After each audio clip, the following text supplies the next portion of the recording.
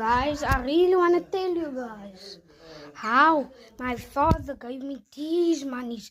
This is African money, by the way. So I don't actually know, but yeah, this is actually African thingies. So if you see a 10 in a 20, 20, a 20 again in a 10, that means that's African money, boy. African money. Anyways, back to the bonding point.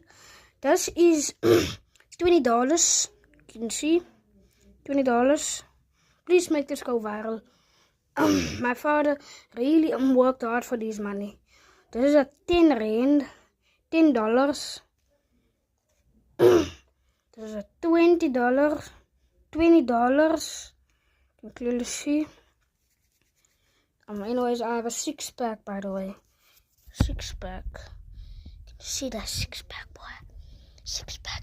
Anyways, I'm gonna stop bragging now about my 6-pack. Anyways, another 20 rand. And finally, another 10 rand. So it's 20 rand plus a 10 rand makes 30 rand, right guys? Plus another 10 rand makes 70, right? Yeah, plus another 20. That's 20. Another 20 makes. Wait, though. I don't know, but yeah. And that's all the monies. Bye, guys. Have a great day. Bye.